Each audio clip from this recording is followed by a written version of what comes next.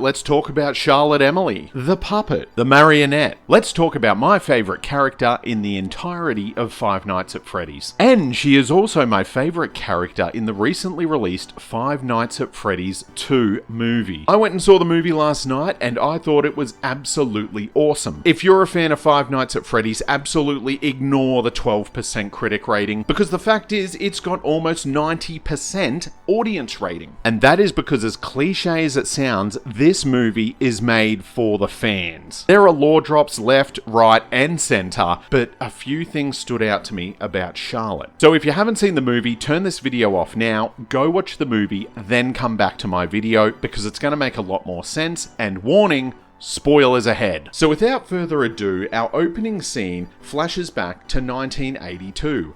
Ding, ding, ding, we have a year. And that year is incredibly important because it shows that all of the scenes that happen in 1983 in the games, Charlotte came first. And I'll get this out of the way now. I know the films and the games and the books are not one-to-one continuities, but we can take themes and we can presume that 1982 being flashed in front of our eyes means that Charlotte's death was in 1982. So the next scene we actually see is Charlotte waiting cross-legged on the floor for the puppet to emerge from the stage in the puppet's box. From there, they establish a friendship and connection between Charlotte and between Vanessa, who is almost basically our stand-in for Elizabeth. So we can kind of intrinsically link those two together, as has been done in the Silver Eyes previously. The scene then progresses on and Charlotte notices a boy going into the back rooms, lured, basically forced by William Afton, the spring Bonnie suit. Charlotte immediately knows something's wrong and she starts going to the parents and she starts trying to get some assistance from these grown-ups, these adults,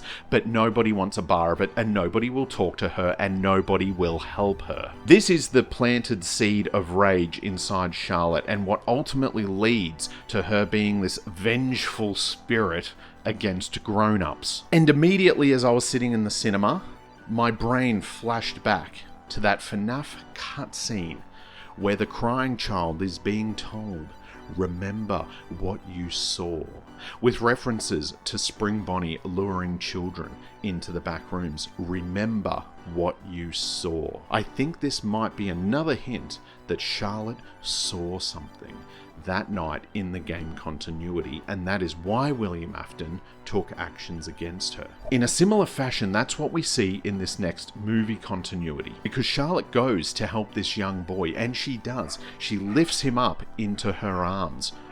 Does that sound familiar? Because in Henry's famous FNaF 6 speech, he references lifting others up into your arms. And that is so on the nose, but so relevant to point out, because we got so much depth and so much character for Charlie in this movie, and that's why I loved it so much, and that's why it was for the fans. Because as she's lifting this child up into her arms and protecting the innocent, literally, the next thing we see is Afton menacingly coming down the hallway with a knife at her. The scene cuts away. We don't know what happens until the stage curtains open up and Charlie emerges with a child in her arms. She screams with such anger and rage at the parents that have betrayed her.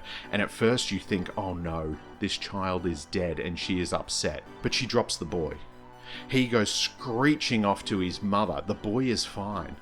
But Charlotte drops to her knees and turns her back, and we can see 3 knife wounds in her back from the actions of William Afton. Pretty gruesome stuff for what is touted as a PG movie in some countries. She collapses in a heap on the trapdoor on the stage, and it suddenly begins to open up, thanks to the efforts of one William Afton. Now look, we can make assumptions that he was hoping the gears would churn her up or something, but quite the opposite. In an artistic symmetry between the two, Charlie and the puppet, she is then lifted and hoisted up into the arms of the puppet. Obviously not what we see in the rain and the covering in the game continuity. However, I must put a little asterisk here. Games 1 through 6 were made by an indie developer, notably Scott Cawthorne, and reference the real-life events. So 1 to 6, if it does have flaws, are not the real story. We all know that. So in many ways, this may be the more accurate representation of what happened to Charlie, giving the unreliable information of games 1 through 6. So Charlotte is then lifted into the puppet's arms, and later in the movie, we obviously discover that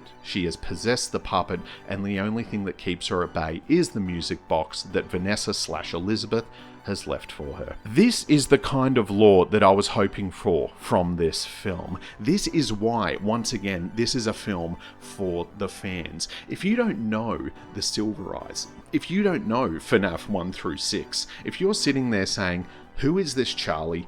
Why is she so vengeful? Why does any of this matter?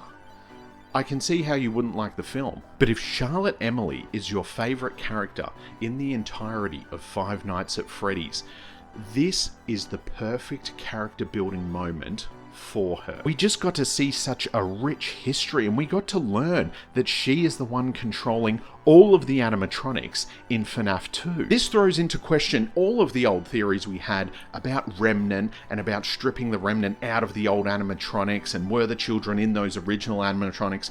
We've put all that to bed. We now know that Charlotte was killed, and her spirit is controlling the advanced technology in the FNaF 2 location. Then many years later, William continues his work, kills 5 more kids, stuffs them into the suits. C'est la vie, we have FNaF 1. I think that this makes it far more clear-cut and relies more on the blending of technology and spirits as opposed to just ghosts. But there was so much lore to go through in this movie. I'm going to have to rewatch it about 5 times just to grasp everything. And another thing I noticed is that I'm 99.9% sure that Vanessa is actually a robot now, given the implications of Circus Baby and everything she saw, and in the dream sequence, her dad suddenly becomes Henry. But I guarantee you, you guys are not ready to have that conversation yet.